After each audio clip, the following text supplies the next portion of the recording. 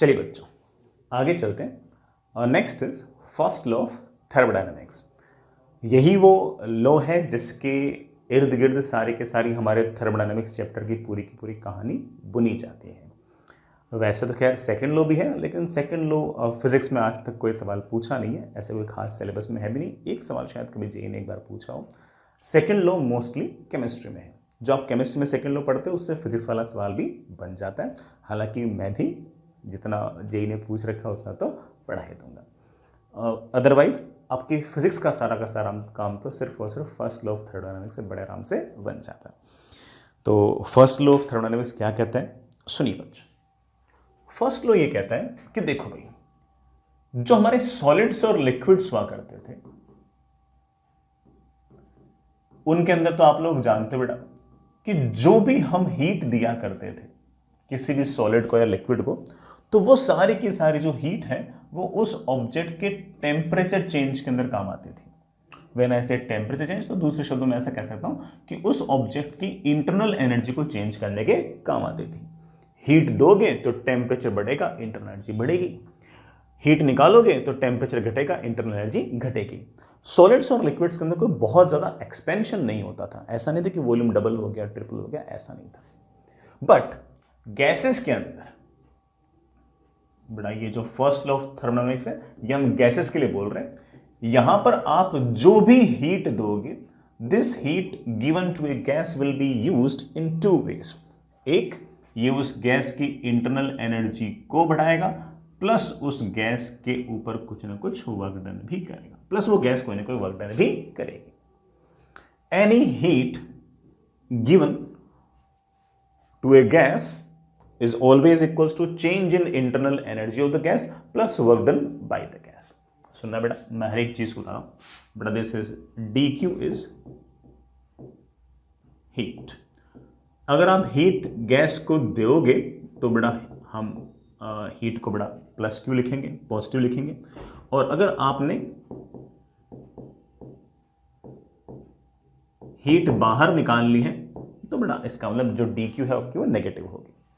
इसी तरह से अगर आपकी जो गैस है अगर उसका टेम्परेचर बढ़ेगा तो आपका जो du आएगा बेटा वो पॉजिटिव आएगा। अगर हीट देने पर आपका टेम्परेचर घटा है, ऐसा हो भी सकता है बेटा कभी ना कभी, या फिर हीट निकालने पर अगर टेम्परेचर घटा है तो आपका जो du होगा बेटा वो नेगेटिव होगा। इसी तरह से ये जो बेटा dw है बेटा, this is work done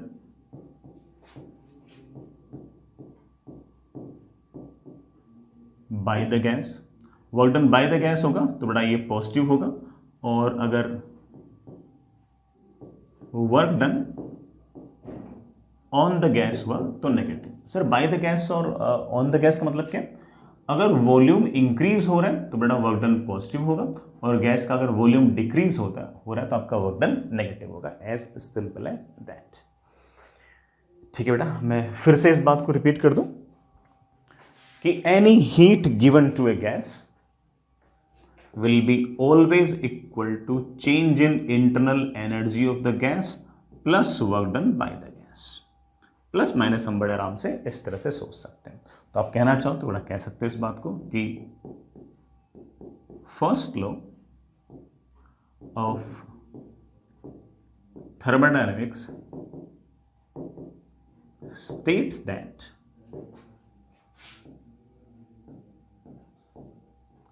any heat given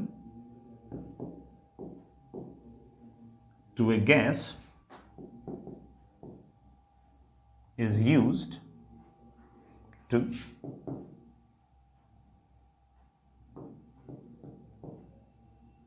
change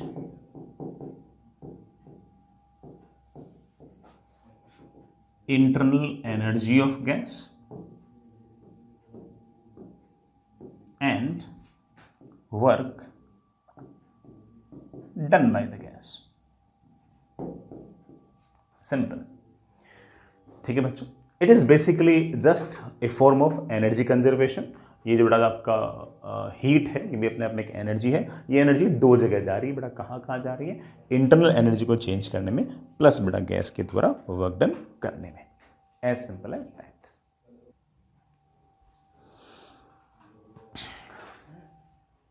ठीक है बच्चों, this first law of thermodynamics is based on energy conservation.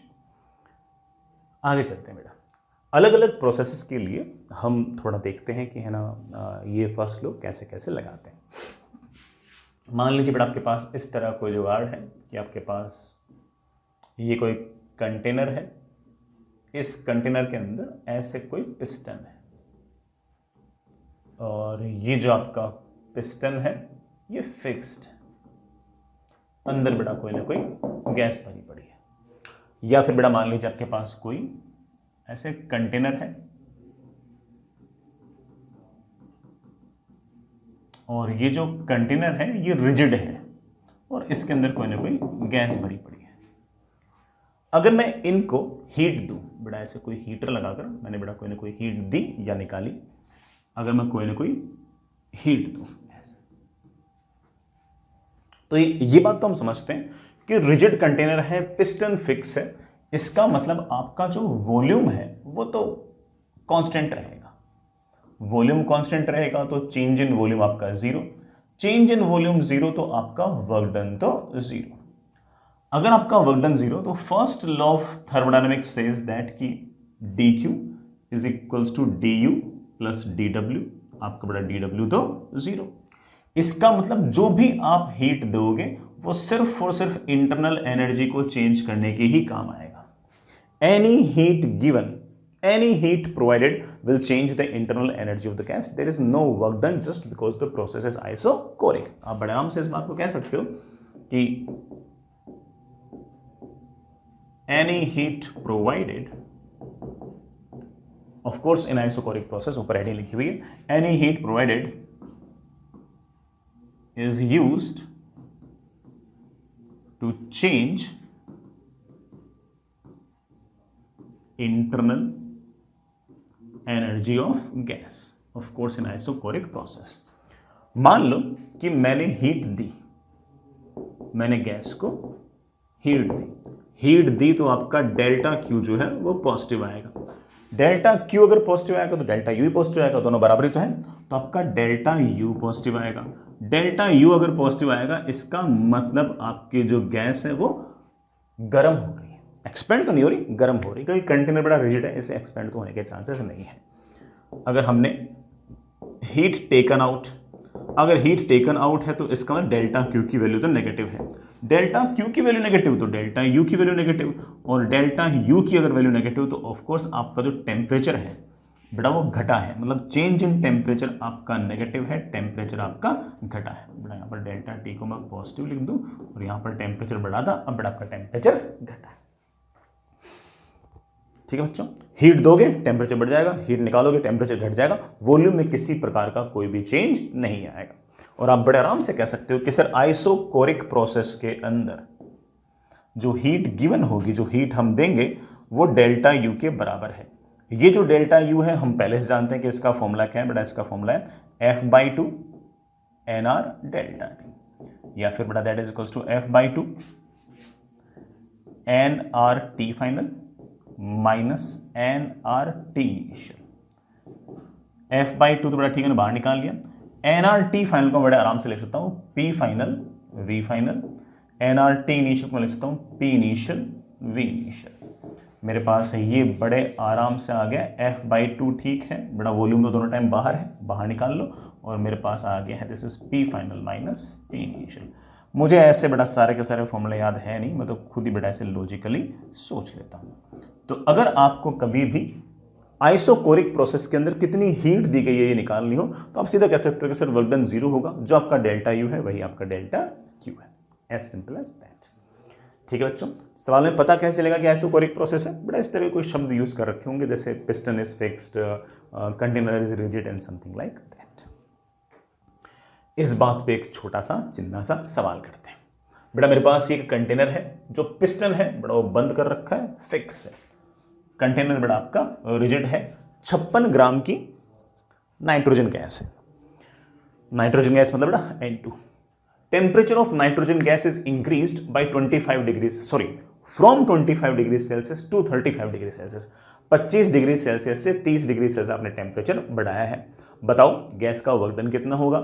Internal energy में चेंज कितना होगा गैस का, और बताओ कि हीट आपने कितनी दी है टेम्परेचर 25 से 35 करने में। तो आप कहोगे सर पहली बात तो हमने इस बात को पहचान लिया है कि जो प्रोसेस है वो हमारा आइसोकोरिक है, और अगर आपका प्रोसेस आइसोकोरिक है तो इसका मतलब आपका वॉल्यूम तो कांस्टेंट, वॉल्यूम कांस्टेंट तो आपका चेंज इन वॉल्यूम तो जीरो, और अगर आपका चेंज इन वॉल्यूम अगर जीरो है तो ऑब्वियस बात है कि आपका वर्क डन तो जीरो, बड़ा वर्क डन तो जीरो। पहला वाला सवाल तो हो गया, बड़ा वर्क डन तो zero. Change in internal energy कितनी है, बेटा चेंज इन इंटरनल एनर्जी के बारे में हम कोई बहुत ज्यादा बातें नहीं सोचते, हमारे पास सीधा फॉर्मूला है, that is F/2 NR delta T. बेटा what is F, what is degree of freedom, nitrogen gas है तो बेटा ये तो डायटोमिक है, डायटोमिक का degree of freedom 5/2। Sir number of moles, बेटा number of moles is mass upon molar mass, mass कितना है 56 ग्राम,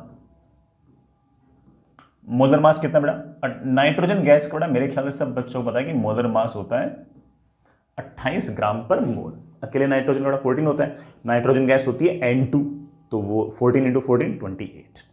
सर आप तो कहते हो SI यूनिट में लिखो, यहां पर दोनों ग्राम ग्राम में क्यों लिखा, बेटा ग्राम ग्राम कैंसिल हो जाएगा, मोल में आंसर आ जाएगा, मेरे ख्याल से 2 मोल आ रहे होंगे इंटू R, बेटा R को आप चाहो तो 25/3 लिख सकते हो, into delta T, delta T बेटा 25 से 35 टेम्परेचर बड़ा है तो ये मेरे पास आ गया 10 डिग्री सेल्सियस, 10 डिग्री सेल्सियस लिखो या 10 केल्विन लिखो एक ही बात है, change in temperature degree Celsius में और केल्विन में सेम ही रहता है। बेटा 2 से आपका 2 कैंसिल, बेटा 25 × 5 125, 1250/3 जूल्स, इतनी इंटरनल एनर्जी आपकी बड़ी है गैस की, आपकी तो क्या। तीसरा सवाल मुझसे पूछा है कि आखिर ये टेम्परेचर चेंज करने में आपको कितनी हीट देनी पड़ी, आप बोलोगे सर जो भी हीट दूंगा वो 2 जगह काम आती है, उस गैस को टेम्परेचर चेंज करने में प्लस वर्क डन करने में, वर्क डन तो है ही, सिर्फ और सिर्फ टेम्परेचर चेंज करने में ये सारी की सारी हीट गई है, तो जो आपका डेल्टा यू है वही आपका डेल्टा क्यू है, सिंपल, ठीक है। आगे चलते बेटा, नेक्स्ट इज एक ऐसा सवाल और, कंटेनर बेटा ये पिस्टन फिक्स है, मैं नहीं बोल रहा हूं सवाल में लिखा हुआ है, हमारे पास हीलियम गैस है और ये जो कंटेनर है इसका वॉल्यूम मुझे दे रखा है 2 लीटर, बेटा लीटर SI यूनिट नहीं है, SI यूनिट तो मीटर क्यूब होती है, हम कन्वर्ट कर लेंगे। Gas is heated such that pressure of gas increases from initial pressure 3 atmospheric to final pressure 6 atmospheric pressure, find work done by the gas, बेटा कितना गैस ने वर्क डन किया वो बताओ, प्रेशर बढ़ा है, change in internal energy of the gas, gas की internal energy कितनी बड़ी है वो बताओ, और heat given to the gas, आपने आखिर गैस को कितनी हीट दी है कि इसका प्रेशर बढ़ा है। और बड़ा ऑब्वियस बात है कि अगर प्रेशर दुगना हुआ तो टेम्परेचर दुगना हुआ है, क्योंकि वॉल्यूम तो उतना ही है, तो अगर आपने प्रेशर को दुगना कर दिया, PV = nRT वाला फॉर्मूला हमें क्या कहता है कि बेटा आपके number of moles fix, R fix, volume fix, pressure को दुगना किया तो टेम्परेचर को दुगना तो किया है, टेम्परेचर को अगर दुगना किया तो आपने हीट तो दी होगी, क्योंकि बेटा वॉल्यूम तो चेंज नहीं हो रहा, तो वर्क डन तो पक्की बात है कि आपका 0 आएगा, जो टेम्परेचर चेंज हुआ है उसके लिए आपने कोई ना कोई हीट तो दी होगी। सबसे पहला वाला सवाल तो बेटा ऐसे ही फॉर्मेलिटी ही है, आप लोग जानते हो आइसोकोरिक प्रोसेस तो हम लैंग्वेज से ही समझ गए थे, तो वर्क डन तो 0। Sir what is the change in internal energy, सोचते हैं, मेरे बच्चे तो बचपन से ही इंटरनल एनर्जी के चेंज का एक ही फॉर्मूला लेके बैठे हैं कि sir that is F/2 NR delta T, not bad. NR delta T को मैं क्या लिख सकता हूं, NR डेल्टा टी को मैं बड़े आराम से लिख सकता हूं P final V final minus P initial V initial, लेकिन बड़ा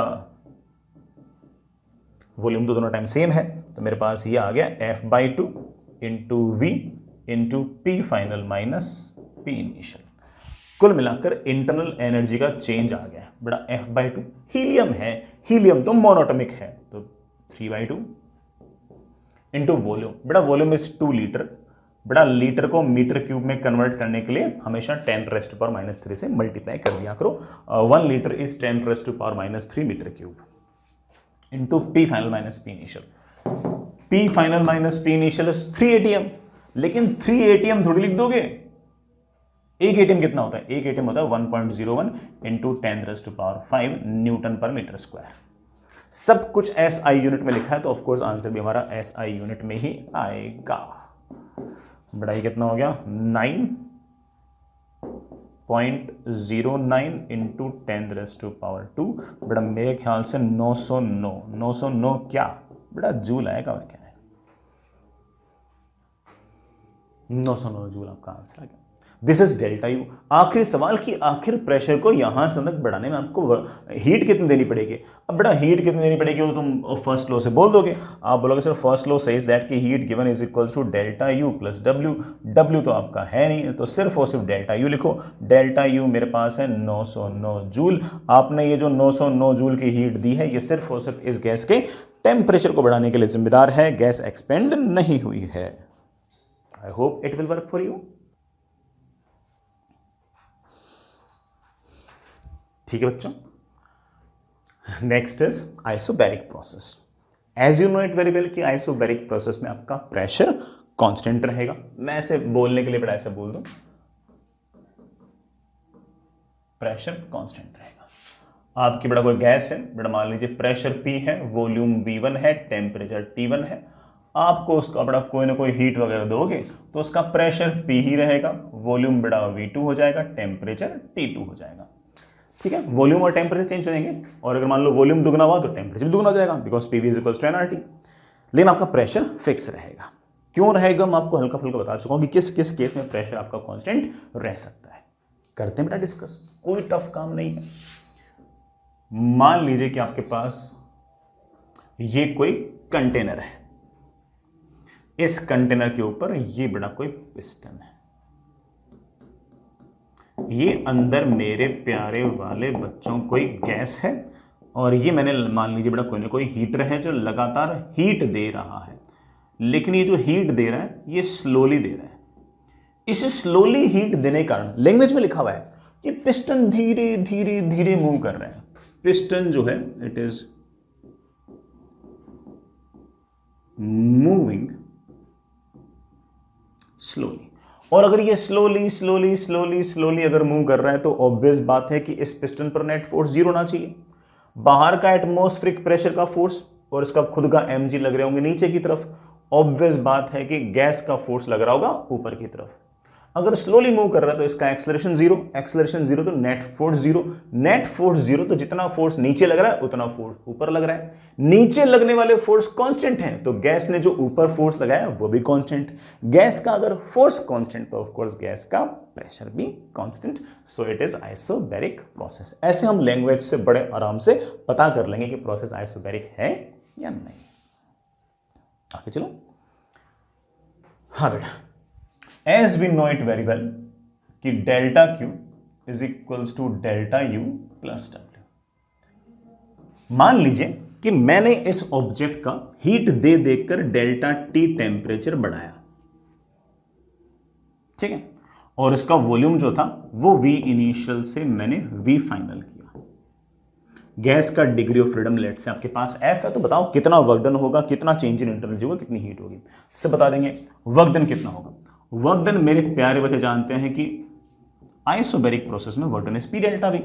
प्रेशर तो फिक्स है into delta V is of course V final minus V initial. P into V final को हम लिख सकते हैं nRT final, P V initial को हम लिख सकते हैं nRT इनिशियल। N और R तो बड़ा बाहर आ गया, T final minus T initial is of course delta T। Work done आप ये भी याद कर सकते हो आइसोबैरिक का, वर्क डन ये भी याद कर सकते हो। सर डेल्टा यू, बड़ा डेल्टा यू का तो तुम कोई फॉर्मूले में टेंशन लेते ही नहीं हो ना। डेल्टा यू तो हमेशा F/2 nR delta T. Again बेटा this nR delta T can written as P final V final minus P initial V initial. P को बाहर निकाल लो क्योंकि वो तो कांस्टेंट है। V final minus V initial can written as delta V। तो first law of thermodynamics says that कि any heat given is used to change in internal energy, that is F/2 nR delta T plus work done by the gas, that is nR delta T. So the heat given is F/2 plus 1 nR delta T. Sir same temperature change करने के लिए isochoric process के अंदर मुझे कम heat देनी पड़ी थी, मुझे कम वहां पर F/2 nr डेल्टा टी देनी पड़ी थी, और इस बार मुझे F/2 + 1 nr डेल्टा टी देनी पड़ रही है। ऐसा क्यों? क्योंकि इस बार आप जो हीट दे रहे हो दो जगह काम आ रही है, वो इस बार गैस को एक्सपेंड भी कर रही है। उस केस के अंदर मतलब आइसोकोरिक प्रोसेस में बड़ा गैस एक्सपेंड नहीं हुई थी, आपकी सारी की सारी हीट टेम्परेचर चेंज करने में ही काम आ रही थी। इस बार आपने जो हीट दी है वो टेम्परेचर भी चेंज कर रही है और गैस को एक्सपेंड भी कर रही है। I hope it works. And that comes out to be F/2 + 1. Again बेटा this nr delta t can be written as P final V final minus P initial V initial, P को बेटा बाहर निकाल लो, V final minus V initial is of course delta V. Sir क्या मुझे formula याद करना है? अरे नहीं बेटा, तुम्हें तो सिर्फ और सिर्फ ये याद रखना है।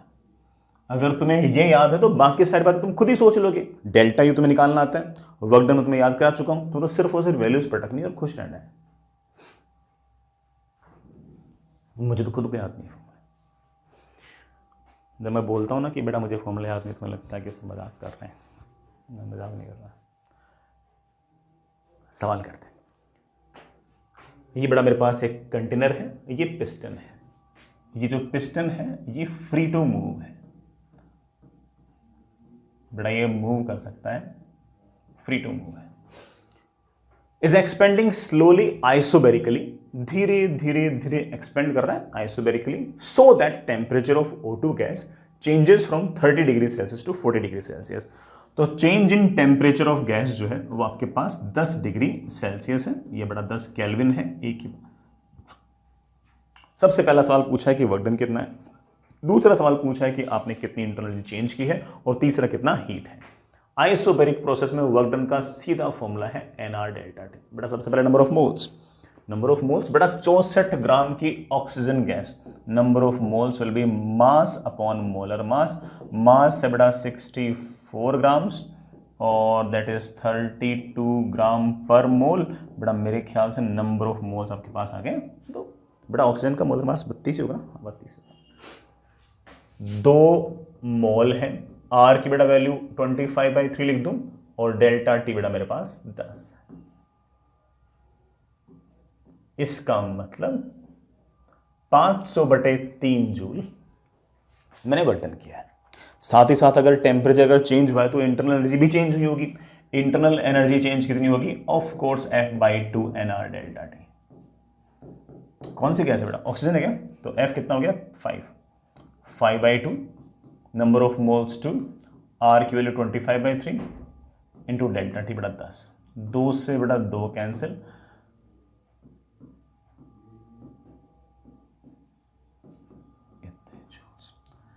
सर कितनी हीट देनी पड़ेगी? बेटा हीट देने के लिए कोई अलग से फॉर्मूला याद रखने की जरूरत नहीं है। जो भी आप हीट दोगे by first law it is always equal to delta you plus डब्ल्यू। आपने जितनी हीट दी उसमें से 1250/3 जूल तो टेम्परेचर चेंज करने के लिए जिम्मेदार है, और 500/3 उस गैस को एक्सपेंड करने के लिए जिम्मेदार है, और कुल मिला के मेरे पास ये आ गया है 1750/3 जूल्स। ये आ गई हमारे पास एक तरह से जो हीट है वो। ठीक है बेटा, ठीक है बेटा, आगे चलते हैं। ओह एक और सवाल ऐसा और बेटा, मेरे पास नियोन गैस है। अरे बेटा नियोन कहने का मतलब है कि मोनोटॉमिक है, ठीक है। मेरे पास एक बाहर का प्रेशर है P एटमॉस्फेरिक, पिस्टन है जिसका मास है m, ये फ्री टू मूव है, ये बेटा मूव कर सकता है। When neon gas is heated slowly, धीरे धीरे धीरे हीट कर रहा हूं, piston moves slowly, पिस्टन धीरे धीरे मूव कर रहा है। If piston moves upward by a distance h, ये पिस्टन जो है अगर ये चलते चलते ऊपर ऐसे मेरे प्यारे वाले बच्चों h चला गया तो ऑफ कोर्स बेटा गैस तो एक्सपेंड होगी। Then find work done by the gas, change in internal energy of the gas and of course heat provided to the gas. सब कर लेंगे। पहले बेटा एक बार इस पिस्टन को देखना। मैं बेटा पिस्टन के बारे में इंफॉर्मेशन वापस से रिपीट करूं, सवाल में क्या कहते रखी है। बाहर का प्रेशर है P एटमॉस्फेरिक, पिस्टन का मास है m, कोई फ्रिक्शन वगैरह नहीं है, स्मूथ है सब कुछ, फ्री टू मूव है। इस पिस्टन पर ऊपर से फोर्स लग रहा होगा एटमॉस्फेयर का प्रेशर इनटू एरिया। बेटा इसका क्रॉस सेक्शनल एरिया गिवन है। पिस्टन को बड़ा अर्थ खींच रही होगी ग्रेविटेशनल फोर्स के कारण mg से, अंदर जो गैस है वो ऊपर की तरफ पुश कर रही होगी, pressure of the gas into area. अगर ये पिस्टन स्लोली मूव कर रहा है तो हम ये कह सकते हैं कि ये एक तरह से डायनामिक इक्विलिब्रियम में है। सर ये डायनामिक इक्विलिब्रियम बड़ा ये शब्द बता चुका हूं मैं तुम लोगों को। वेलोसिटी है लेकिन बहुत कम है और उस कांस्टेंट वेलोसिटी से धीरे धीरे धीरे मूव कर रहा है, तो ये इक्विलिब्रियम पे है। तो ऊपर का फोर्स बराबर नीचे का फोर्स, ऊपर का फोर्स है pressure of the gas into a should be equal to p atmospheric into a plus h. मेरे पास गैस का जो प्रेशर है उसकी वैल्यू आ गई है बेटा कितनी, PATM plus mg। Atmospheric pressure constant, m की वैल्यू कांस्टेंट, g की वैल्यू कांस्टेंट, a की वैल्यू कांस्टेंट, तो गैस का प्रेशर कांस्टेंट। और अगर गैस का प्रेशर कांस्टेंट मेरे बच्चे क्या होगा, आइसोबैरिक होगा, होना ही था, हेडिंग भी वही है। ठीक है, सबसे पहला सवाल कि वर्क डन कितना होगा। वर्क डन होगा मेरे बच्चे सीधा बोलेंगे कि सर गैस का वर्क डन होगा pressure of the gas into delta we.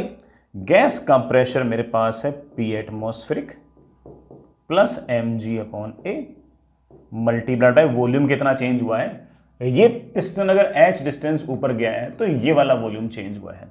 ये वाला वॉल्यूम मेरे पास बड़ा ऑफ कोर्स कितना है, AH। और हमारे पास ये आ गया है PATM into AH plus mgh। Sir internal energy में क्या चेंज है। अब बेटा इंटरनल एनर्जी में क्या चेंज है उसके लिए कुछ खास सोचने की जरूरत कभी है ही नहीं। इंटरनल एनर्जी में चेंज होगा F/2 nr delta T. nr delta T is of course P final V final minus P initial V initial, that is pressure बाहर निकाल लो P delta V। P delta V हम पहले से निकाल चुके हैं तो उसको यहाँ रख दो। मेरे पास ये आ गया PATM into AH plus mgh। Sir what is the heat. अब बड़ा हीट के लिए तो हम जानते हैं कि it is simply delta U plus W। Delta U पता है, W पता है, दोनों को जोड़ा तो बड़ा मेरे ख्याल से आ गया 5/2 times PATM into AH plus mgh। ये मेरे पास आ गया है बेटा कितना, आपका डेल्टा Q। आगे चले बच्चों, समझ तो गए होंगे, बिल्कुल फॉर्मूला बेस्ड बातें की हैं।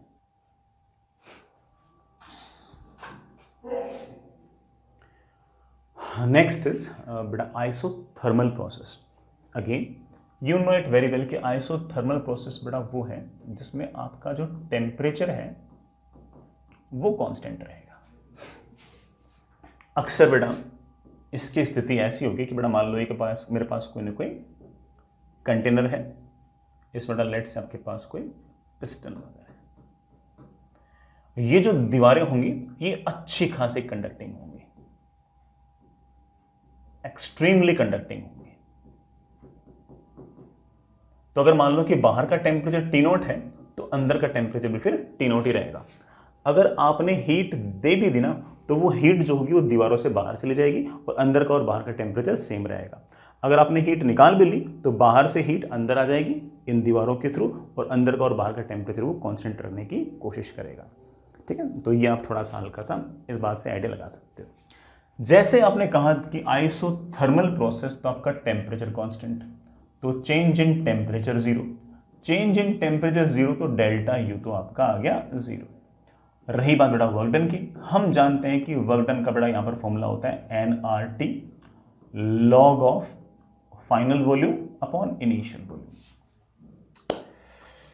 ठीक है बेटा, अगर कोई मुझसे पूछे कि यहां पर कितनी हीट आपको देनी पड़ेगी तो आप तो बोलोगे सर मुझे तो फर्स्ट लॉ आता है, और फर्स्ट लॉ कहता है कि delta Q is equal to delta U plus W। हम जानते हैं कि आपका जो डेल्टा U है वो जीरो है, तो जो भी आपने हीट दी है वो सीधी की सीधी सिर्फ और सिर्फ वर्क डन में ही काम आ रही है। आइसोथर्मल प्रोसेस में अगर आप हीट दोगे तो वर्क डन पॉजिटिव होगा और गैस एक्सपेंड करेगी।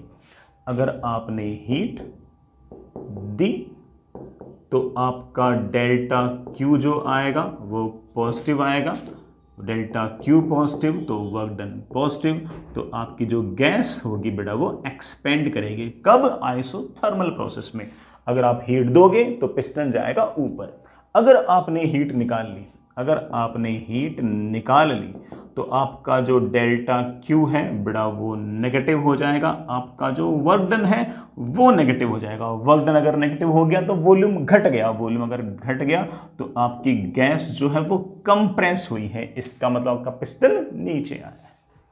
और डेल्टा क्यू का अगर हम फॉर्मूला ही निकालने के मूड में हो तो मैं बोल दूंगा कि delta Q is equals to work done. Work done का फॉर्मूला तुम लोग जानते हो, that is NRT log of final volume upon initial volume, या फिर NRT log of p initial upon p final. जैसे बोलना चाहो वैसे बोल सकते हैं। मैं कोई अलग से फॉर्मूला वगैरह याद नहीं करा रहा, मैं तो सिर्फ और सिर्फ ये कह रहा हूं कि delta Q is equal to delta you plus W. बाकी सारी बातें बेटा हम इससे बड़े आराम से सोच सकते हैं। चलिए बेटा इस बात पे एक सवाल लेकर आते हैं। 132 grams of carbon dioxide gas is heated at constant temperature of 27 degrees Celsius to expand to thrice of the initial volume. Find work done, change in internal energy and heat provided. तो ठीक है बेटा, आसान सा सवाल है। सबसे पहली बात तो बेटा इसने सवाल में बोल ही दिया कि कांस्टेंट टेम्परेचर पर हीट कर रहे हैं। अगर आपका टेम्परेचर जो है वो कांस्टेंट है बेटा 27 डिग्री सेल्सियस मतलब 273 प्लस 27 दैट इज 300 केल्विन। ये जो टेम्परेचर है बेटा अगर आपका ये कांस्टेंट है तो of course change in temperature आपका जीरो है। चेंज इन टेम्परेचर जीरो है तो डेल्टा यू तो आपका जीरो। लेकिन वर्क डन आएगा। वर्क डन हम जानते हैं कि ये तो आइसोकोरिक प्रोसेस है, सॉरी बेटा आइसोथर्मल प्रोसेस है। Work done is of course nRT log of V final upon V initial. Number of moles, बेटा नंबर ऑफ मोल्स कितने होंगे? बेटा कार्बन डाइऑक्साइड की अगर मैं बात करूं तो कार्बन तो बेटा 12 ग्राम पर मोल, ऑक्सीजन बेटा मेरे ख्याल से 16 ग्राम पर मोल, O2 है तो बेटा कितना हो गया 32। आई थिंक बेटा दिस इज 44 ग्राम पर मोल, ये इसका मोलर मास है। नंबर ऑफ मोल्स आप जानते हो, मास बेटा मास है 132 अपॉन 44। ठीक है बेटा मेरे ख्याल से कितने 3 मोल आ गए क्या? 3 मोल आ गए। नंबर ऑफ मोल्स हैं 3, आर की बड़ा वैल्यू है 25/3, टेम्परेचर आपके पास है 300, log of V final upon V initial. कैसे एक्सपेंड किया आपने? तो थ्राइस ऑफ इनिशियल वॉल्यूम। तो अगर इनिशियल वॉल्यूम वी है आपने वॉल्यूम को 3v कर दिया है, तो that comes out to be 7500 ln3. This is the work done. This work done is of course in joules. अब हमें जो फर्स्ट लॉ ऑफ थर्मोडायनेमिक्स है वो मुझे कहता है कि delta Q is equal to delta you plus W. Delta U तो है ही नहीं बट आपका जो प्रोसेस है वही आइसोथर्मल है, तो it is also equals to the heat provided. ये बात है। आगे चलते हैं बच्चों। नेक्स्ट इज ऐसे एक जनरल प्रोसेस बेटा दैट इज पॉलीट्रोपिक प्रोसेस। बेटा पॉलीट्रोपिक प्रोसेस उसे कहते हैं जिसमें PV raise to power something is equals to constant. ये जो समथिंग है, ये जो ए है, ये अपने आप में बेटा कोई कांस्टेंट है, इसे आप चाहो तो पॉलीट्रोपिक कांस्टेंट भी कह सकते हैं। ठीक है। और मान लीजिए कि इसमें आपने किसी गैस को पॉलीट्रोपिकली हीट किया, initial pressure Pi, initial volume Vi और final temperature initial temperature Ti। Heat इस तरह से किया कि इसका फाइनल प्रेशर हो गया Pf, फाइनल वॉल्यूम हो गया Vf और आपके पास फाइनल टेम्परेचर हो गया Tf। ठीक है। कुछ ना कुछ हीट आपको देनी पड़ेगी, सोच लेंगे, कोई ऐसा बहुत बड़ा टास्क थोड़ी ये चीज। इसका वर्क डन हम लोग पहले से जानते हैं। Work done is basically nr delta t upon 1 minus a. nr delta t can also be written as p final v final minus p initial v initial upon बड़ा 1 minus change in internal energy की अगर बात करें तो वो तुम पहले जानते हो कि change in internal energy is of course F/2 NR delta T, या फिर मैं इसको लिख सकता हूं F/2 P final V final minus P initial V initial, ये आपका डेल्टा यू है। कितनी हीट की जरूरत पड़ेगी तो आप बोलोगे sir first law says that कि heat provided will be of course this plus this, तो हीट प्रोवाइडेड की जो वैल्यू आएगी बड़ा मेरे पास वो आएगी NR delta T upon 1 minus A plus F/2 NR delta T. मैं इसको ये भी लिख सकता हूं that is P final V final minus P initial V initial upon 1 minus A plus F/2 times NR delta T. NR delta T can be written as P final V final minus P initial V initial. ये again कोई formula याद करने वाला नहीं है, अगर मैं work done पहले से याद है, डेल्टा यू तो हमेशा याद रहता ही है, डेल्टा क्यों निकालना तो आपको सिर्फ और सिर्फ इसमें जोड़ने की ही जरूरत है, कोई ऐसे कोई बहुत भारी काम ये है नहीं। ठीक है, नेक्स्ट इज, अरे सवाल करते हैं, 12 mole of helium gas is heated through a process P square into V is equals to constant. P square into V is equals to constant, ये प्रोसेस है, इसके थ्रू हमने हीट किया है कि टेम्परेचर 20 डिग्री सेल्सियस बढ़ जाए। 20 degree Celsius temperature बढ़ाओ या 20 केल्विन बढ़ाओ, एक ही बात है। मुझसे पूछा बताओ वर्क डन कितना किया आपने, आपने ये टेम्परेचर बढ़ाने में इंटरनल एनर्जी कितनी चेंज की और आपने कितनी हीट दी, निकाल लेंगे बेटा। पहली बात तो P square into V is equals to constant, इस बात का तुम अर्थ तो समझ गए होंगे। इसका मतलब आपने अगर प्रेशर को दुगना किया तो वॉल्यूम 1/4 हो जाएगा। समझ इस बात बड़ा, प्रेशर को आपने 3 गुना किया तो वॉल्यूम आपका बड़ा 1/9 हो जाएगा, because P square into V is equals to constant, ऐसा कुछ है। आप इसको ऐसे लिखो, पूरे का रूट ले लो, पूरे का रूट लिया तो पी वी की power half is equals to root of constant. बेटा कांस्टेंट का root will be some constant, may be different constant but it will be constant.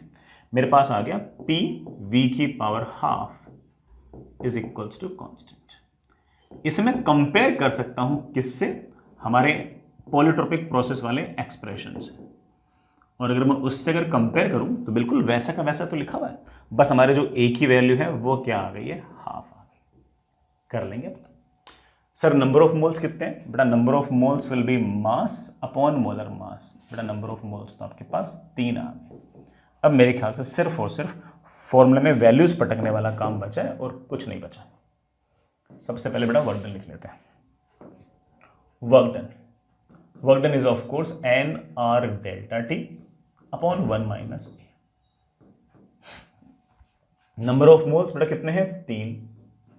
Are की वैल्यू कितनी बेटा 25/3। डेल्टा टी बेटा कितना है 10 केल्विन अपॉन 1 माइनस हाफ। 3 से 3 cancel, बेटा 250 अपॉन हाफ 500 जूल। इतनी बेटा आपने हीट दी है, सॉरी हीट नहीं दी बेटा, वर्क डन हुआ है। अच्छी बात है बेटा, वर्क डन पॉजिटिव है, इसका एक्सपेंड हुआ है, पक्की बात। ठीक, नेक्स्ट इज कितनी आपने इंटरनल एनर्जी में चेंज किया है। इंटरनल एनर्जी में चेंज का फॉर्मूला मेरे प्यारे वाले बच्चे जानते हैं कि that is F/2 NR delta T. Helium है तो degree of freedom 3/2, number of moles भी 3, आर की वैल्यू 25/3, डेल्टा टी इज 10। 3 से 3 गया, 2 से बड़ा ये 5 आ गया। बड़ा देखना 25 इंटू 5 125, 125 इंटू 3 375 जूल्स। इतनी इंटरनल एनर्जी आपकी चेंज हुई है, पॉजिटिव है मतलब बढ़ी है। बढ़ नहीं बड़ा, टेम्परेचर बढ़ रहा है तो ऑफ कोर्स इंटरनल एनर्जी तो बढ़ेगी। सर आखिर हमने कितनी हीट दी, अब यार कितनी हीट दी उसके लिए कोई अलग से फॉर्मूला थोड़ी याद रखना है, सिर्फ फर्स्ट लॉ ऑफ थर्मोडायनेमिक्स में वैल्यूज पुट कर दो। हमने इस प्रोसेस के थ्रू टेम्परेचर को 20 डिग्री सेल्सियस बढ़ाने के लिए 375 जूल जो एनर्जी है वो तो इंटरनल एनर्जी चेंज करने में दी है, और 500 जूल जो है वो हमने वर्क डन में लगाई है। कुल मिलाकर मेरे ख्याल से आंसर आ गया 875 जूल्स, 875 जूल आपने हीट दी है। तो ऐसे कोई अलग से फॉर्मूला थोड़ी याद करना है, जो बेसिक बातें हैं उससे हमारा सारा का सारा काम तो बन ही जाएगा। एक और करते हैं। O2 gas is expanded through a process, temperature into volume is equals to constant, temperature into volume is constant such that gas expands from 2 litre to 8 litre. मतलब वॉल्यूम जो है वो आपका 4 गुना हो गया है। वॉल्यूम अगर 4 गुना हो गया तो पक्की बात है कि टेम्परेचर 1/4 हो गया है, क्योंकि इन दोनों का मल्टीप्लिकेशन कांस्टेंट है। तो वॉल्यूम अगर 4 गुना होगा तो टेम्परेचर 1/4 होगा। इसका मतलब एक तरह से कूलिंग है, मतलब इंटरनल एनर्जी तो घटी है। Initial pressure of the gas is given as this, find work done delta U delta Q, सब कर देंगे। वैसे मैं फॉर्मूला पर आऊं उससे पहले मैं थोड़ी सी बातें बोलना चाहता हूं। मेरे पास है temperature into volume is equals to constant, ये कोई प्रोसेस है, ठीक है। मुझे नजर आ रहा है कि वॉल्यूम जो है वो V से 4V हो गया है, तो पक्की बात है कि टेम्परेचर जो है वो T से T/4 हो गया है। इसका मतलब इस बार आपका जो वर्क डन है गैस का वो तो पॉजिटिव आएगा, लेकिन जो चेंज इन इंटरनल एनर्जी है वो नेगेटिव आएगी। सिर्फ डेल्टा क्यों क्या आएगा पता नहीं बेटा, वो तो वैल्यूज लगाने पे डिपेंड करता है। दोनों को जोड़ूंगा तो सम पॉजिटिव आ सकता है, दोनों को जोड़ूंगा तो सम तो नेगेटिव आ सकता है, वो तो कैलकुलेशन बताएगी। लेकिन वर्क डन पॉजिटिव होगा और आपकी डेल्टा यू जो है वो नेगेटिव होगी, ये बात तो तय है। सर ये पॉलीट्रोपिक प्रोसेस है क्या? हाँ बिल्कुल पॉलीट्रोपिक प्रोसेस है, लेकिन सर पॉलीट्रोपिक प्रोसेस में तो आप ऐसे लिखते थे ना कि PV⁴A is equals to constant वगैरह, यहां पर तो T इंटू V लिखा हुआ है, तो बड़ा टी को उड़ा दो, टी को उड़ा दो। टी को उड़ाओगे तो हो सकता है कि प्रेशर और वॉल्यूम के अंदर कोई ना कोई इक्वेशन बन जाएगी। मेरे पास है temperature into volume is equals to constant. हमने फॉर्मूला निकाल रखा है PV⁴A is equals to constant के हिसाब से। टेम्परेचर को बड़े आराम से लिख सकता हूं बेटा, PV is equals to nRT तो हमेशा वैलिड है। टेम्परेचर को हमेशा लिख सकता हूं PV/nR, PV/nR into V is equals to constant.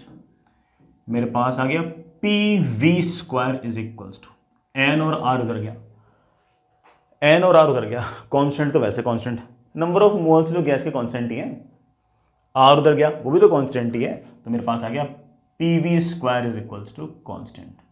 इससे अगर मैं पॉलीट्रोपिक वाले एक्सप्रेशन से अगर कंपेयर करूं तो हमारा जो पॉलीट्रोपिक कांस्टेंट है उसकी वैल्यू आ गई है 2। अब सिर्फ और सिर्फ फॉर्मूले में वैल्यूज रखनी है। वर्क डन होता है NR delta T upon 1 - A। Sir NR delta T कम समझ में आता है मेरे को बेटा, NR डेल्टा T कम क्यों समझ में आता है बेटा? NR डेल्टा T कई बच्चों को इसलिए कम समझ में आ रहा होगा कि बेटा नंबर ऑफ मोल्स भी नहीं दिए, चेंज इन टेम्परेचर में नहीं दिया। NR डेल्टा T को मैं बड़े आराम से लिख सकता हूं P final V final minus P initial V initial upon 1 - A। ठीक है बेटा, इनिशियल प्रेशर पता है, इनिशियल वॉल्यूम पता है, फाइनल वॉल्यूम पता है, फाइनल प्रेशर नहीं पता। सर कैसे निकालोगे बेटा? फाइनल प्रेशर मैं इस फॉर्मूले से निकाल लूंगा, ये जो मुझे सवाल के अंदर दे रखा है एक तरीके से। क्या दे रखा है? PV² is equals to constant, मतलब इनिशियल प्रेशर इनिशियल वॉल्यूम की power 2 should be equal to final pressure final volume का स्क्वायर। इनिशियल प्रेशर कितना है? 2 × 10⁵ न्यूटन पर मीटर स्क्वायर। इनिशियल वॉल्यूम कितना है? 2 लीटर का स्क्वायर। फाइनल प्रेशर निकालना है, फाइनल वॉल्यूम कितना है? 8 लीटर का स्क्वायर। लीटर से लीटर क्या हो गया? कैंसिल। फाइनल प्रेशर की मेरे पास वैल्यू आ गई है 2 × 10⁵ इंटू 4 अपॉन 64। मेरे पास ये आ गया 10⁵ अपॉन 8, ऑफ कोर्स न्यूटन पर मीटर स्क्वायर। हाँ बेटा, वर्क डन पे आता हूं। वर्क डन का फॉर्मूला क्या था? P final V final, P final into final volume. बेटा फाइनल वॉल्यूम तो 8 लीटर है, 8 लीटर को क्या लिखूंगा? 8 × 10⁻³ minus P initial V initial. 2 into 10⁵, ये थोड़ा प्रेशर था, V फाइनल बेटा मैंने अपॉन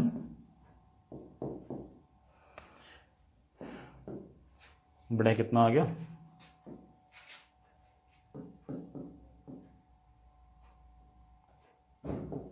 100 माइनस 400 अपॉन -1 बेटा मेरे ख्याल से 300 जूल आ गया होगा बेटा। वर्क डन आपका आ गया 300 जूल। वर्क डन बेटा पॉजिटिव आना भी चाहिए था क्योंकि वॉल्यूम तो आपका बढ़ ही रहा है। ये बेटा आपका वर्क डन आया बेटा। कैलकुलेशन जरूर चेक करना। What is the change in internal energy? O2 gas है तो बेटा 5/2 nr delta T. nr delta T can be written as P final V final minus P initial V initial. 5/2 final pressure, final volume minus initial pressure, initial volume, that is 5/2 100 minus ये बड़ा कितना आ गया 400।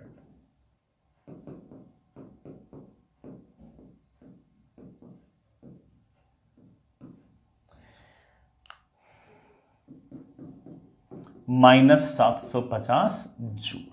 Sir delta U negative आ गया। हाँ बेटा क्या दिक्कत उसमें, डेल्टा यू तो नेगेटिव आना ही था। हमें पता है कि टेम्परेचर घट रहा है तो डेल्टा यू तो नेगेटिव ही आना चाहिए, नेगेटिव आ भी रहा है। सर कुल मिलाकर हमने कितनी हीट का आदान प्रदान किया है? Delta Q is equals to delta you plus W. Delta U मेरे पास है -750 जूल, डेल्टा उससे बड़ा वर्क डन मेरे पास है 300, बड़ा मेरे ख्याल से आ गया -450 जूल का डेल्टा क्यू है। बड़ा डेल्टा क्यू नेगेटिव में आया, इस बात का तुम अर्थ तो समझ गए कि आपने सिस्टम को हीट दी नहीं, बड़ा सिस्टम में से हीट निकाली है। ठीक है प्यारे वाले बच्चों,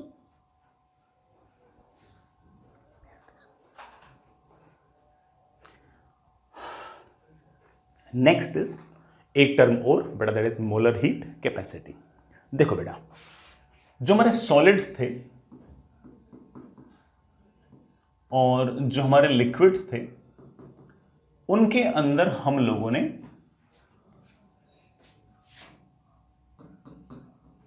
जैसे ही कोई हीट दी डेल्टा क्यू तो उनका कोई ना कोई टेम्परेचर चेंज हुआ डेल्टा टी। तो हम लोगों ने वहां पर एक स्पेसिफिक हीट डिफाइन की थी। हम लोगों ने एक स्पेसिफिक हीट डिफाइन की थी जिसको हम S से रिप्रेजेंट करते थे, और वो थी कि कितनी हीट दी डिवाइड बाई इस ऑब्जेक्ट का मास डिवाइड बाई कितना टेम्परेचर चेंज हुआ। और हर ऑब्जेक्ट की स्पेसिफिक हीट कुछ न कुछ फिक्स थी। हमने शायद आइस की, स्टीम की, वाटर की याद भी की थी। लेकिन जो हमारी गैसेस हैं वहां पर हम स्पेसिफिक हीट डिफाइन नहीं करेंगे, वहां पर हम एक नई टर्म डिफाइन करेंगे, वो है मोलर हीट कैपेसिटी।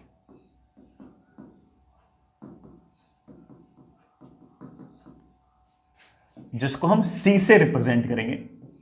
अगर आपके पास कोई गैस है जिसके नंबर ऑफ मोल्स हैं n, और जैसे ही मैंने डेल्टा क्यू हीट दी उसका डेल्टा टी टेम्परेचर चेंज हुआ, तो मैं कहूंगा कि molar heat capacity is simply defined as कितनी हीट दी divide by number of moles divide by change in temperature.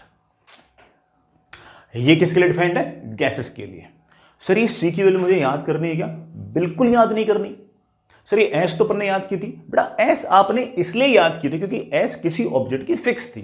Copper की फिक्स है, गोल्ड की फिक्स है, वाटर की फिक्स है, स्टीम की फिक्स है, आइस की फिक्स है। सी किसी गैस की फिक्स नहीं है। सर क्यों फिक्स नहीं है? क्योंकि हम जानते हैं कि डेल्टा टी टेम्परेचर चेंज करने में मैं अलग अलग डेल्टा क्यू दे सकता हूं। क्योंकि ये डेल्टा क्यू है, ये सिर्फ और सिर्फ इस बात पर डिपेंड नहीं करता कि डेल्टा टी क्या है, मतलब डेल्टा टी पर डिपेंड तो करता ही है, लेकिन सिर्फ और सिर्फ इस पर डिपेंड नहीं करता, इसके अलावा इस बात पर भी डिपेंड करता है कि ये गैस एक्सपेंड कैसे हो रही है, क्योंकि यहां पर जो हीट है वो दो जगह जा रही है, टेम्परेचर चेंज करने में भी और ऑफ कोर्स बड़ा वो वर्क डन में भी। तो डेल्टा क्यू के तो इनफाइनाइट नंबर ऑफ वैल्यूज आ सकती हैं, अलग अलग प्रोसेस के लिए डेल्टा क्यू अलग अलग होंगे, और अगर अलग अलग प्रोसेस के लिए डेल्टा क्यू अलग अलग होंगे तो बड़ा अलग अलग प्रोसेस के लिए सी की वैल्यू भी तो अलग अलग होगी। तो याद क्यों करें, हां हम सक्षम हैं निकालने में कि अलग अलग प्रोसेस के लिए सी की वैल्यू क्या होगी, क्योंकि हमें अलग अलग प्रोसेस का डेल्टा क्यू तो निकालना आता ही है कि नहीं बेटा। तो आप बड़े आराम से इस बात को कह सकते हो कि ये जो सी है it is dependent on process. इसकी कोई मुझे अगर यूनिट पूछ लेगा तो मैं बोलूंगा कि इसकी यूनिट आएगी ऑफ कोर्स जूल पर मोल पर केल्विन। बस इतनी सी बात है। कोई मुझसे पूछ ले कि सर ऑक्सीजन गैस का सी क्या है, मोलर हीट कैपेसिटी क्या है, हम बिल्कुल चुप हो जाएंगे, कोई जवाब देंगे नहीं।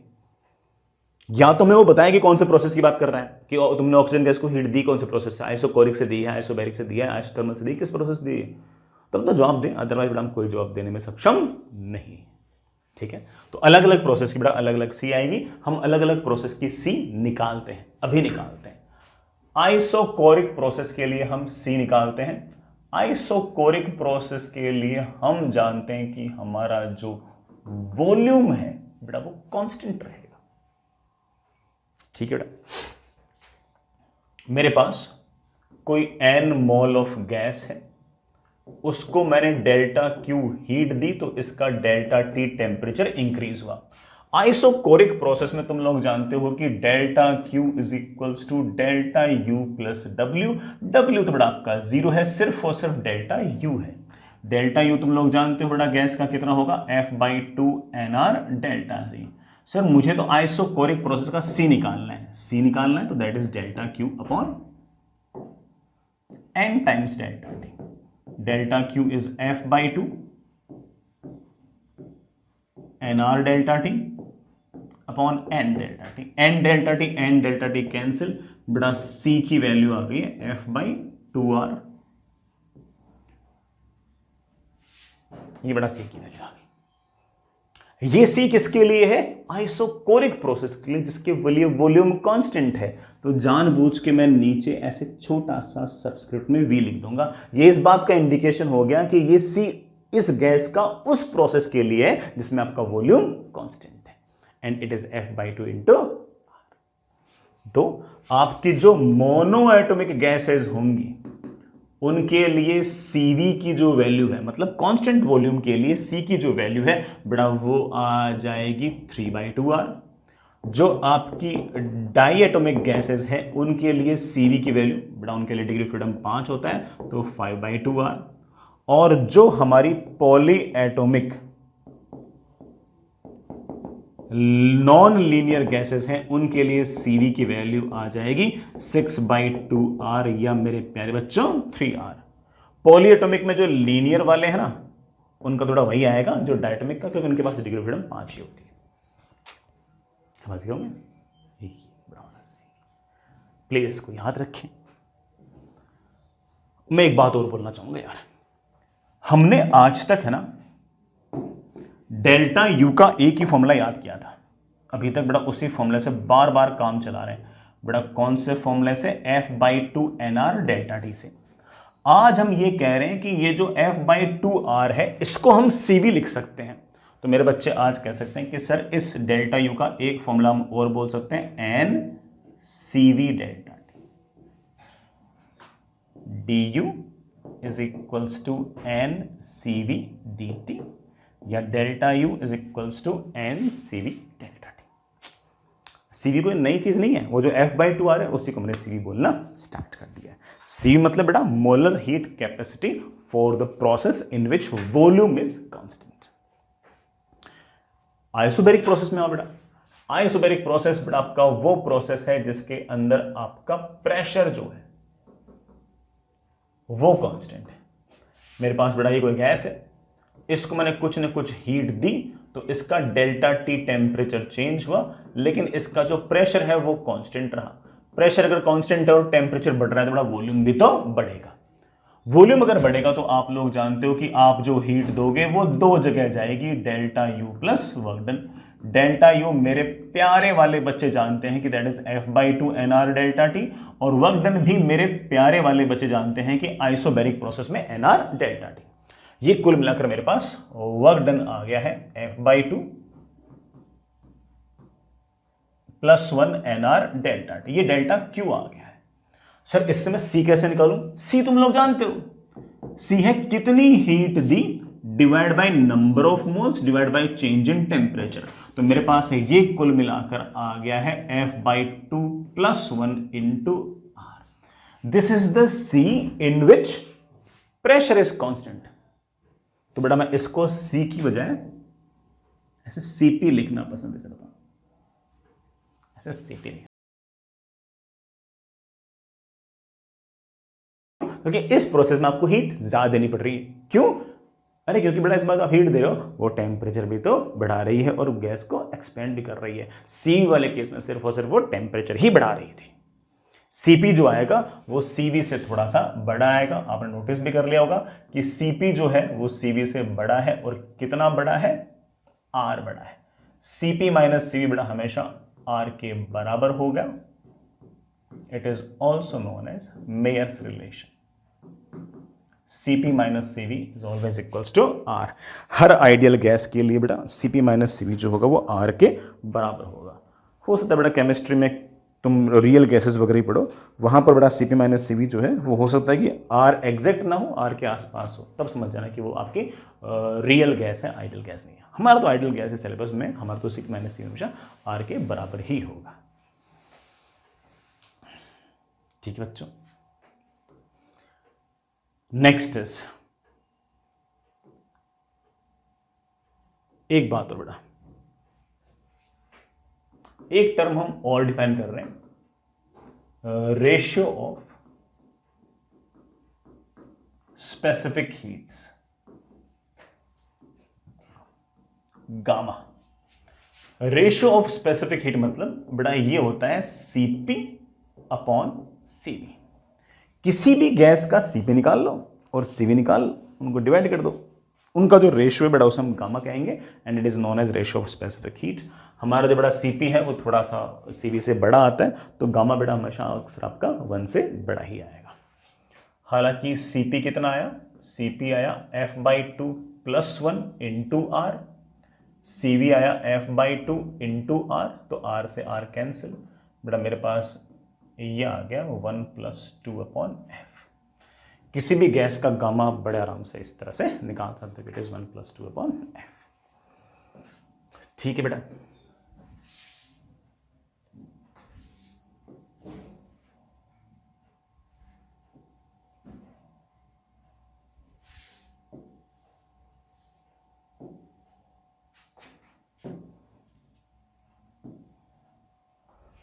जैसे बेटा मान लीजिए मैं एक बार मोनोएटॉमिक गैस की बात करूं, बेटा मोनोएटॉमिक गैस बेटा कौन सी होगी? हीलियम, नियॉन, आर्गन वगैरह। इनकी डिग्री ऑफ फ्रीडम तुम लोग जानते हो बेटा कितनी होगी? 3। अरे बेटा ये एग्जांपल्स है ना, एक मिनट।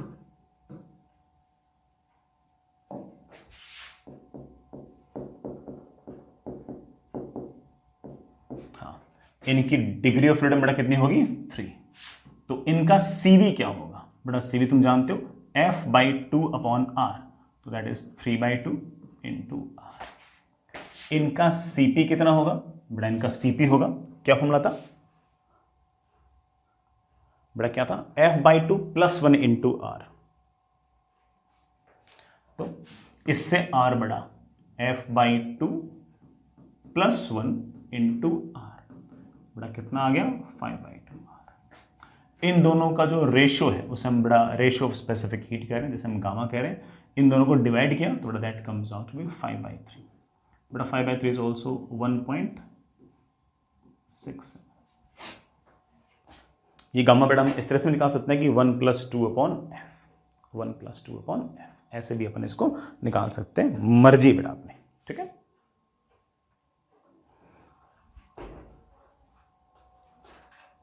आगे चलो बेटा, अगर मैं डायटोमिक गैसेस की बात करूं या फिर बेटा जो हमारी पॉलीएटॉमिक लीनियर गैसेस हैं उनकी बात करूं बेटा, एग्जांपल तो हम जानते हैं बेटा, ऑक्सीजन, नाइट्रोजन वगैरह। डिग्री ऑफ फ्रीडम होता है 5, तो सीवी कितना होगा, f/2 इंटू आर। सीपी कितना होगा, इससे आर बड़ा, तो ये हो जाएगा आपका 7/2 आर। बड़ा आर क्यों याद रहा, 25/3। इन दोनों का जो रेशो है बड़ा आपका गामा आ जाएगा, दिस अपॉन दिस, तो बड़ा वो आ जाएगा 7/5, दैट इज 1.4। गामा एक तरीके से वो निकाल सकते हो 1+2/f, f कितना बेटा 5, तो 7/5, 7/5। जो हमारी poly atomic non linear gases हैं, जैसे बेटा मान लो कि अमोनिया वगैरह है, उनमें डिग्री ऑफ फ्रीडम 6, तो सीवी कितना आएगा 6/2 इंटू आर, बेटा कितना आ गया 3r। सीपी हल्का सा बड़ा आएगा, डिफरेंस कितना होता है आर का, तो ये 3r तो बड़ा 4r। इन दोनों का जो रेशियो है बड़ा आपके पास आ गया 4/3 या बड़ा 1.33। डायरेक्ट भी निकाल सकते थे, gamma is equals to 1+2/f, f कितना बेटा 6, तो 1 + 1/3 इज ऑफ कोर्स 4/3। ये बड़ा हमको वैल्यूज थोड़ी सी याद रखनी है, ठीक है। आगे चलते हैं बेटा, नेक्स्ट इज बेटा मान लो दो गैसेस हैं, मिक्सचर है। एक बेटा मान लो गैस है जिसके नंबर ऑफ मोल्स है n1, मोलर मास है m1, इसका cv है cv1, इसका cp है cp1। दूसरी गैस है जिसके नंबर ऑफ मोल्स है n2, मोलर मास है m2, इसका cv है cv2 और इसका cp है cp2, ठीक है। इन दोनों को मैंने मिक्स कर दिया, इन दोनों को मिक्स कर दिया, तो जो मिक्सचर बना है उसका कोई मोलर मास पूछ ले, या आपने केमिस्ट्री में पढ़ा भी होगा मोल कंसेप्ट वगैरह में, तो हम कहेंगे कि मिक्सचर जो है उसका मोलर मास होगा n1m1 plus n2m2 upon total number of moles. एक तरह से ऊपर आ गया पूरा मास, नीचे आ गया नंबर ऑफ मोल्स, पूरा मास बटे पूरे नंबर ऑफ मोल्स, ये हमारे मिक्सचर का मोलर मास आ गया। इसी तरह से अगर मिक्सचर का कोई मुझे सीवी पूछ ले कि इन दोनों गैसेस को मिक्स करने के बाद जो मिक्सचर बना उसका सीवी कितना होगा, थोड़ा फॉर्मूला काफी हद तक ऐसा ही रहेगा, it will B n1cv1 plus n2cv2 divided by n1 plus n2। जो मिक्सचर है उसका सीपी भी निकाल सकते हो बेटा, that will be n1cp1 plus n2cp2 divided by n1 plus n2। आप इवन जो मिक्सचर है उसका गामा भी निकाल सकते हो। मिक्सचर का गामा मतलब जो मिक्सचर है उसका cp डिवाइड बाई जो मिक्सचर है उसका c, तो दिस अपॉन दिस कर दिया करो, तो ये n1 प्लस n2 तो गायब हो जाएगा और मेरे पास एक फॉर्मूला बन जाएगा n1cp1 plus n2cp2 divided by n1cv1 plus n2cv2। ये हमारे पास मिक्सचर का गामा आ जाएगा, ठीक है बच्चों।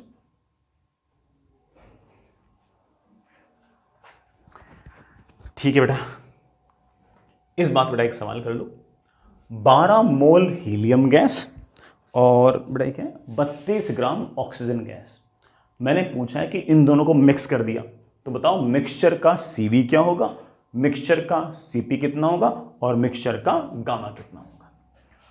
12 मोल हीलियम गैस है तो इसके नंबर ऑफ मोल्स तो आगे बेटा 12/4 कितने बेटा 3।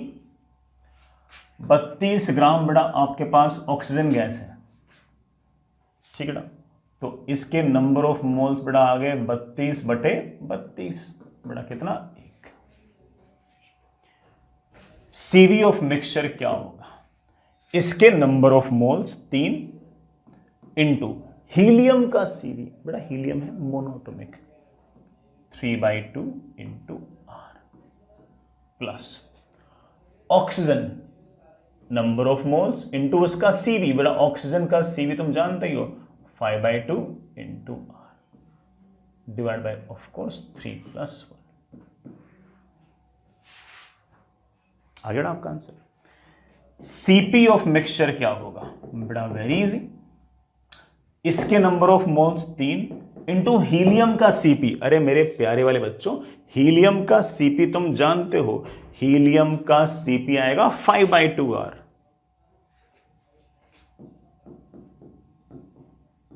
Plus number of moles of oxygen, उसका CP, बड़ा ऑक्सीजन का CP तुम जानते हो 7/2 R divide by total number of moles 3+1।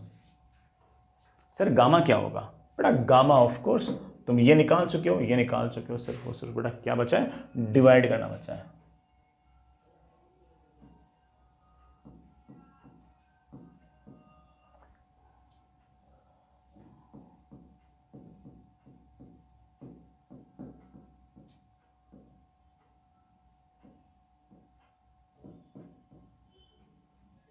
मैंने उल्टा कर दिया,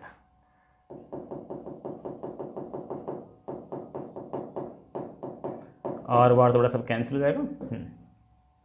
बड़ा कितना, 15 और 7 22 डिवाइड बाय 9 और 5, ये बड़ा आपका गामा। ठीक है बच्चों, समझिए क्या।